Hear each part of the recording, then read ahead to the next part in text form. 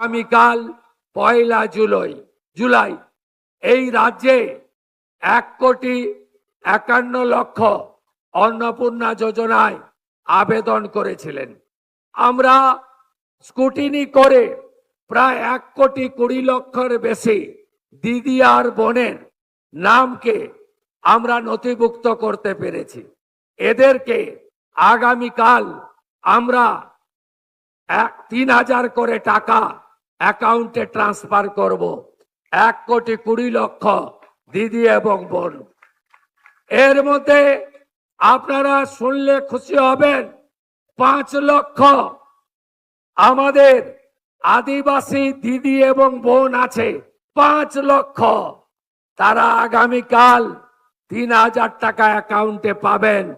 প্রতি মাসে তারা এই সরকারের তাদের অ্যাকাউন্টে পাঠাবে।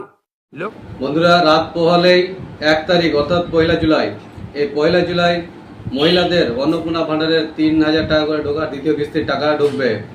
অনেকে পেয়েছেন গত 3 জুন এবং অনেকে পাননি। যারা পেয়েছেন তাদেরকেও আবার পুনরায় অ্যাপ্লাই করতে হয়েছিল অনলাইনে।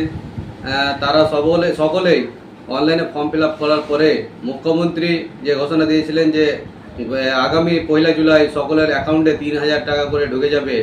কাল সেই 1 জুলাই অর্থাৎ 1 তারিখ আমাদের টাকা ঢোকার দিন।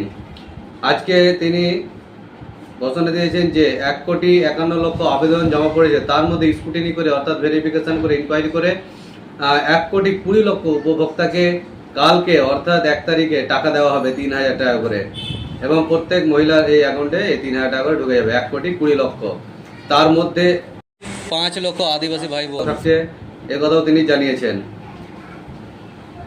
তো আপনারা সকলেই এই অনলাইন ফর্ম ফিল আপ করেছেন এবং এখন পর্যন্ত স্ট্যাটাসে কারো সঠিক জানা যায়নি কারটা অ্যাকসেপ্ট হয়েছে এবং কার ফর্মটা বাতিল হয়েছে। তো আমরা সকলেই নিজের অ্যাকাউন্টে আমাদের SMS ঢুকে যায়, ডিবিটি লিঙ্ক আমাদের যে অ্যাকাউন্টে আছে সেই অ্যাকাউন্টটা অবশ্যই চেক করবো আমরা। কালকে সকলের অ্যাকাউন্টে 3,000 টাকা করে ঢুকবে। 1,20,00,000 উপভোক্তা যারা এই 3,000 টাকা আগামী কালকে পাবেন। এই ছিল আজকের আপডেট। অবশ্যই ভিডিওটি ভালো লাগলে লাইক, কমেন্ট, শেয়ার করবেন এবং ভিডিওটি বেশি পরিমাণে শেয়ার করবেন যেন অন্যরাও এই খবরটি জানতে পারে। এবং চ্যানেলে নতুন হলে অবশ্যই চ্যানেলটিকে সাবস্ক্রাইব করে পাশে রাখবেন। ফেসবুক থেকে দেখে থাকলে পেজটিকে ফলো করবেন। ধন্যবাদ।